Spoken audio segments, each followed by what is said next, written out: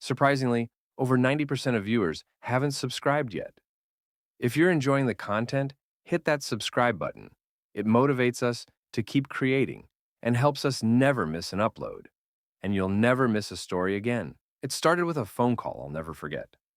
I was sitting in the den, half watching the evening news, nursing a glass of water with the lights dimmed low. It had been a long week, longer than most, and I was looking forward to the quiet. My wife Melissa had said she was out with friends, a girls' night to blow off steam. I didn't think twice about it. She deserved a break. Or at least that's what I told myself. Then my phone buzzed. It was Tyler, one of my oldest friends, someone I'd trusted for years. We hadn't talked much lately, just the occasional text or quick call. Seeing his name flash across the screen at 10:47 p.m. sent a strange ripple through my chest. "Hey man," I answered, not masking my surprise. "Everything all right?" There was a pause, a hesitation that shouldn't have been there. "Listen, I didn't know if I should call you," he said finally, voice low and uneasy. "But I'm at Midtown Lounge right now, and I think you need to come down here fast." My stomach tightened. "Why? What's going on?" "It's Melissa," he said. "She's here with Aaron." The name slammed into me like a brick to the gut. Aaron, her ex-boyfriend from college. The guy who left her crying and broken before she met me. The one she swore she'd never speak to again. Tyler's voice dropped another octave. "She's not just talking to him, man. She's all over him." They're in the middle of the VIP section. People are watching, laughing. Some of our mutuals are even cheering it on like it's some twisted joke. I didn't answer. Couldn't. I was already on my feet, heart pounding, keys in hand. The phone almost slipped from my grip. "You sure it's him?" I asked, even though I knew Tyler wouldn't call me unless he was. Positive. Look, I didn't want to believe it either, but I couldn't keep quiet. The drive to Midtown Lounge was a blur.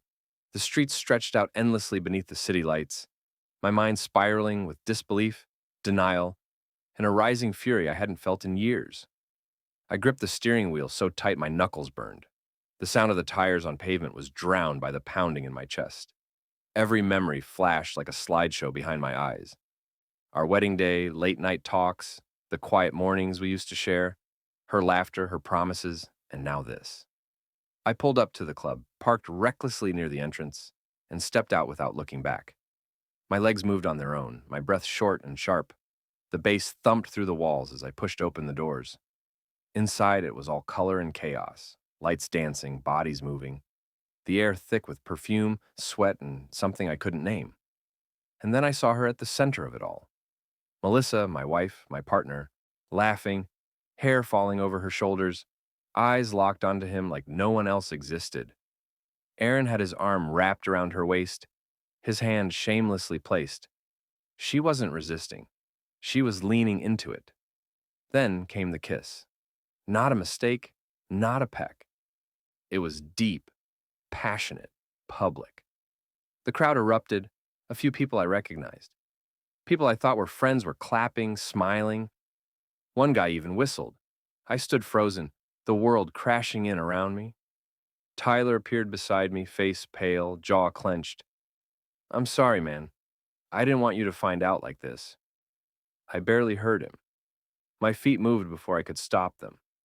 Through the crowd, past the laughter, right up to her. She didn't see me at first, not until I said her name. "Melissa." The music didn't stop, but the moment did. She pulled away, startled. Her eyes went wide. Aaron stepped back, confused, then smirking when he saw me. "You've got to be kidding me," I said, loud enough for everyone nearby to hear. Melissa opened her mouth, but nothing came out. She looked like a deer caught in headlights. Aaron had the audacity to laugh. "Didn't think you'd show up," he said, voice laced with smugness. "Didn't think I needed to?" I snapped.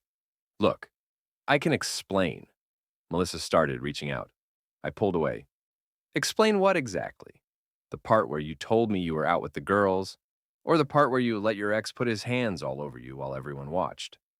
The crowd had quieted a little, like vulture sensing blood. "It wasn't what it looked like," she tried.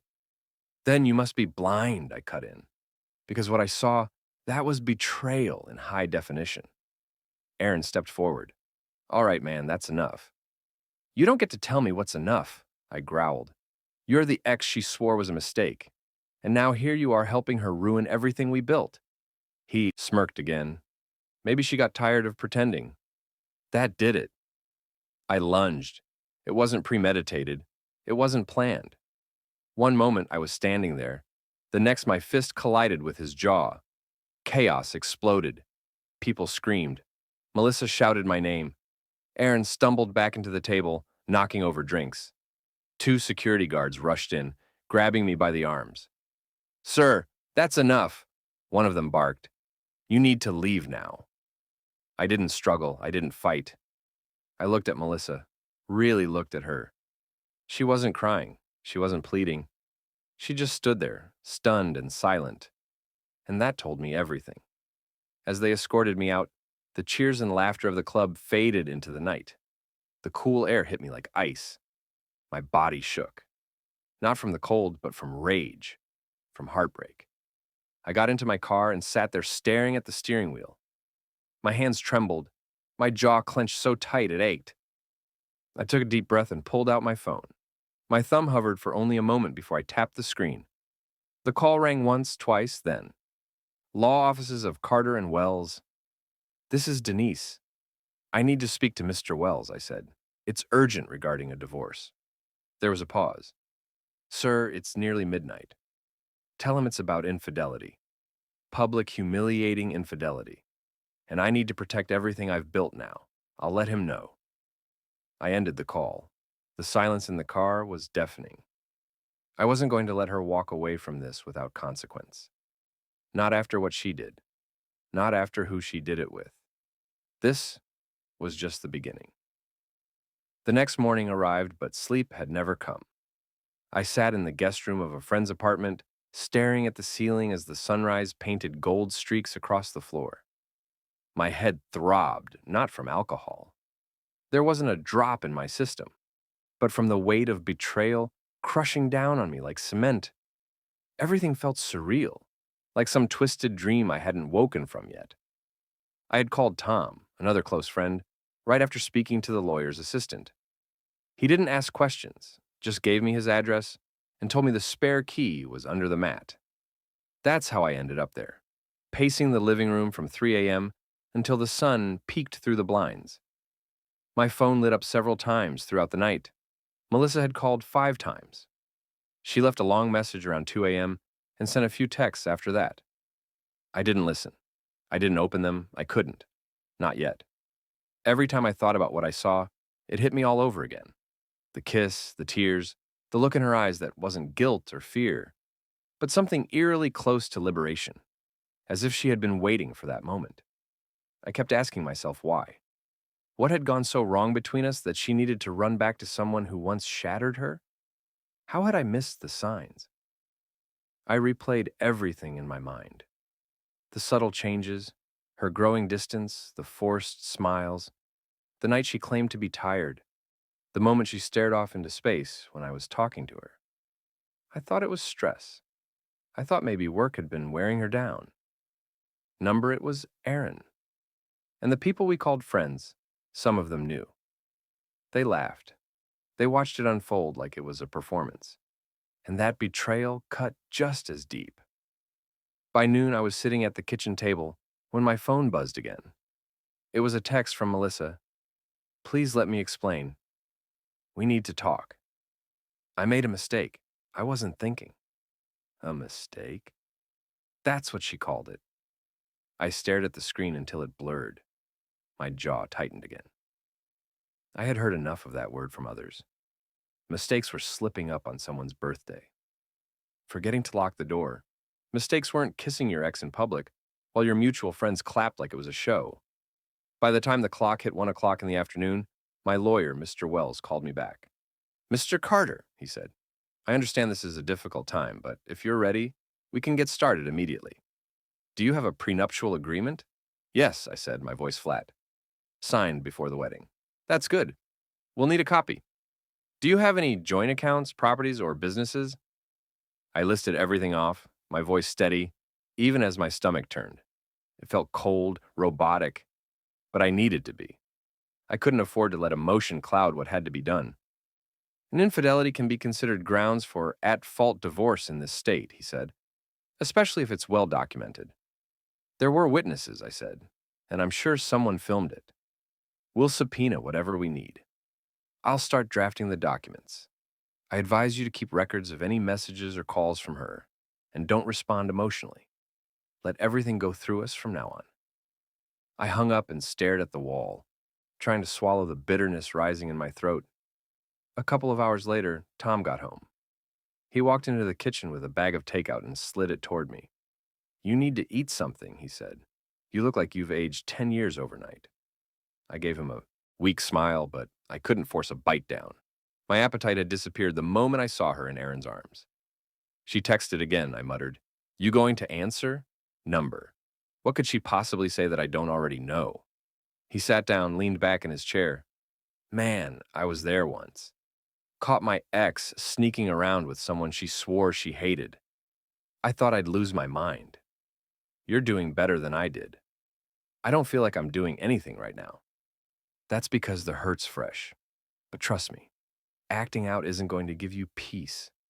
Protect your name. Protect your sanity. Let her ruin herself." I nodded slowly. I didn't want revenge. Not the kind you see in movies. I wanted dignity, closure, justice, if that was even the right word.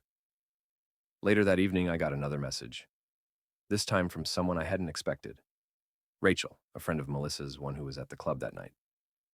"I don't know what to say, but I'm sorry. I had no idea she was going to do that. None of us did. When she showed up with him, we all thought it was a joke. I tried to stop her. A few of us did. She wouldn't listen." That message cracked something in me. A bitter part of me wanted to scream, "Where were you when it happened?" But I didn't. Instead, I replied with 2 words: "Thank you." Because somewhere in the chaos, it helped to know not everyone there was clapping, that maybe someone had tried. Melissa didn't stop texting. That night, another message came through. "I messed up. I was drunk. I didn't plan it. I just ran into him." Things spiraled. I don't even know why I did it. Still, she was dodging accountability, shifting the weight onto circumstance. I wanted to ask her if the way she touched him was an accident too. If the smile on her face was a reflex, but I didn't reply. I couldn't. My silence would be louder than anything I could say. The next day, I returned to our house. It felt like walking into a crime scene. The air was still. Her scent was still faint in the sheets, the couch cushions, the coat hanging by the door. But it felt foreign now, like she had been a stranger living among my things. She wasn't home. I had told her through Tom not to be. I needed to pack what I needed. Clothes, documents, my laptop. I wasn't ready to stay there, not yet, maybe not ever. I walked through each room with a sense of finality, as if I was saying goodbye to the life I had once known. Photos of us on the wall stared back at me like ghosts. In the bedroom, I found a necklace I gave her for our 3rd anniversary, resting in a drawer instead of around her neck. That told me more than any text ever could. By the time I left, I had called Mr. Wells again. "I want to move forward," I told him. "File immediately, and I want a restraining order.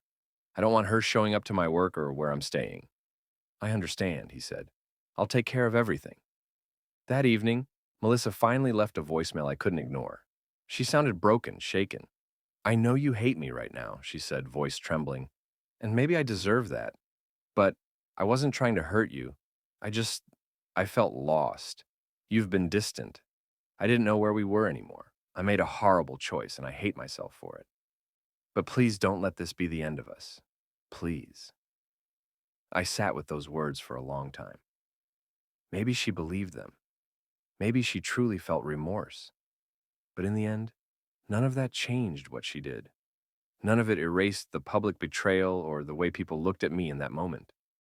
Like a fool who didn't see what was right in front of him. I hit delete because, no matter what she felt now, the damage was done. And I was done too. The day the divorce papers were officially filed, the sky outside was gray and overcast, as if the world had decided to match the heaviness in my chest. I sat in my lawyer's office across from Mr. Wells, watching as he slid the final documents across the polished wooden table. "All that's left is your signature," he said gently, his voice calm, practiced, and unshaken. My fingers hesitated over the pen, not because I doubted what I had to do, but because this was it. This signature would close the door for good. All those years, those shared holidays, the late night talks, the whispered plans about kids and growing old, they'd all be reduced to ink and paper. Still, I signed. My hand trembled slightly, but I didn't stop. I signed every page. I initialed every margin. I didn't flinch when he stamped the final copy and slid it into a folder. "I'll serve her formally by the end of the week," he said. "You've requested limited contact, and the temporary restraining order will remain in place for the next 90 days. I nodded, not speaking. The lump in my throat had taken over. Even after everything, after the club, the betrayal, the humiliation, there was still a deep ache inside me.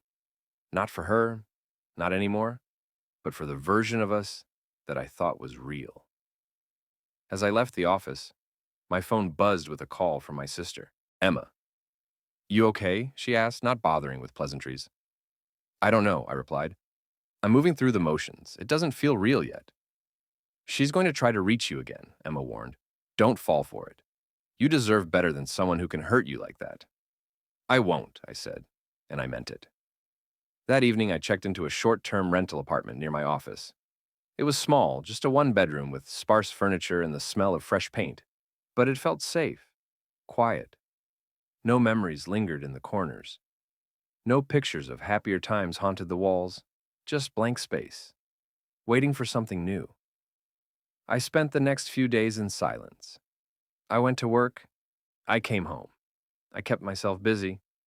And slowly the rage started to settle, replaced by something colder. Clarity. Then, out of nowhere, Tom called. "Thought you should know," he said. "Erin's bragging about what happened. He told a few people that she was always his, that you were just holding her spot." The words hit me like a slap. He said what? That you were always the safe bet, but not the one she wanted. I swallowed hard, the fury threatening to boil over again. But I didn't let it. Let him talk. Let him boast.